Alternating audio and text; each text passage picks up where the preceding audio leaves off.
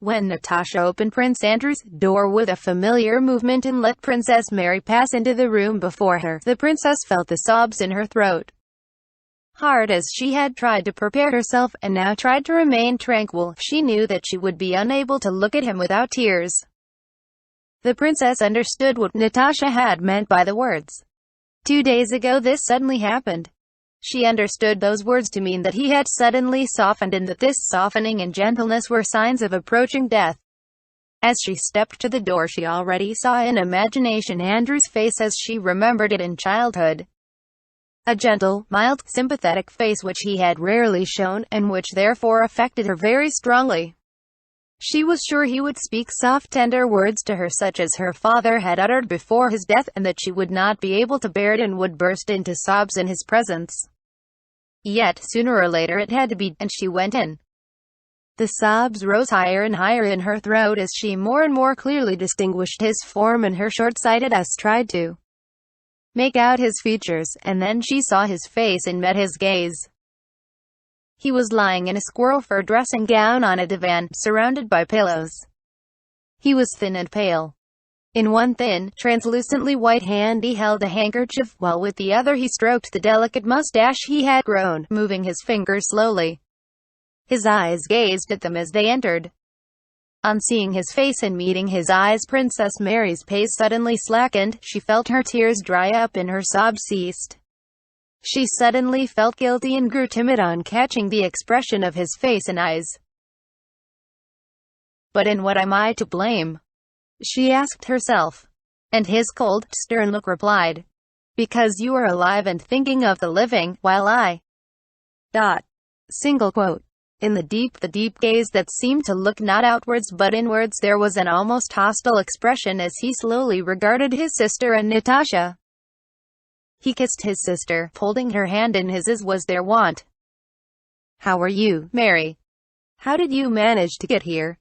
said he in a voice as calm and aloof as his look.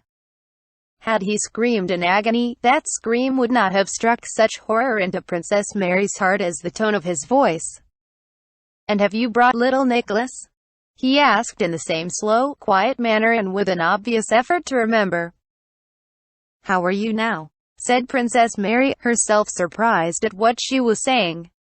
"That, my dear, you must ask the doctor," he replied, and again making an evident effort to be affectionate, he said with his lips only. His words clearly did not correspond to his thoughts. "Merci, cher ami, d'être venu. Thank you for coming, my dear." Single quote. Princess Mary pressed his hand. The pressure made him wince just perceptibly. He was silent, and she did not know what to say. She now understood what had happened to him 2 days before.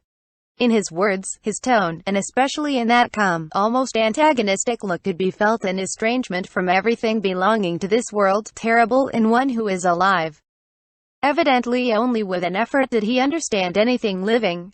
But it was obvious that he failed to understand, not because he lacked the power to do so, but because he understood something else, something the living did not and could not understand, and which wholly occupied his mind. "There, you see how strangely fate has brought us together," said he, breaking the silence and pointing to Natasha. "She looks after me all the time." Single quote. Princess Mary heard him and did not understand how he could say such a thing. The sensitive, tender Prince Andrew, how could he say that before her, whom he loved and who loved him? Had he expected to live, he could not have said those words in that offensively cold tone. If he had not known that he was dying, how could he have failed to pity her, and how could he speak like that in her presence? The only explanation was that he was indifferent because something else, much more important, had been revealed to him. The conversation was cold and disconnected and continually broke off. "Mary came by way of Ryazan," said Natasha. Prince Andrew did not notice that she called his sister Mary, and only after calling her so in his presence did Natasha notice it herself. "Really?" he asked. "They told her that all Moscow has been burned down, and that... Single quote. Natasha stopped. It was impossible to talk. It was plain that he was making an effort to listen, but could not do so. "Yes, they say it's burned," he said. It's a great pity," and he gazed straight before him, absently stroking his mustache with his fingers. "And so you have met Count Nicholas, Mary?" Prince Andrew suddenly said, evidently wishing to speak pleasantly to them. "He wrote here that he took a great liking to you," he went on simply and calmly, evidently unable to understand all the complex significance his words had for living people. "If you liked him too, it would be a good thing for you to get married," he added rather more quickly, as if pleased at having found words he had long been seeking. Princess Mary heard his words, but they had no meaning for her, except as a proof of how far away he now was from everything living. "Why talk of me?" she said quietly and glanced at Natasha. Natasha, who felt her glance, did not look at her. All three were again silent. "Andrew, would you like... ... Princess Mary suddenly said in a trembling voice, "Would you like to see little Nicholas? He is always talking about you." Prince Andrew smiled just perceptibly and for the first time. But Princess Mary, who knew his face so well, saw with horror that he did not smile with pleasure or affection for his son, but with quiet, gentle irony because he thought she was trying what she believed to be the last means of arousing him. "Yes, I shall be very glad to see him. Is he quite well?" When little Nicholas was brought into Prince Andrew's room, he looked at his father with frightened eyes but did not cry, because no one else was crying. Prince Andrew kissed him and evidently did not know what to say to him. When Nicholas had been led away, Princess Mary again went up to her brother, kissed him, and unable to restrain her tears any longer began to cry. He looked at her attentively. "Is it about Nicholas?" he asked. Princess Mary nodded her head, weeping. "Marie, you know the gossip. ... But he broke off. "What did you say?" "Nothing. You mustn't cry here," he said, looking at her with the same cold expression.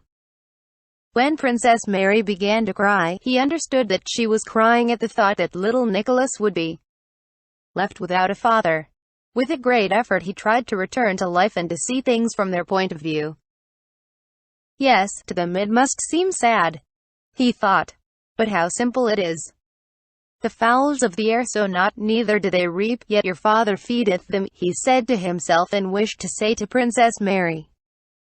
But no, they will take it their own way. They won't understand.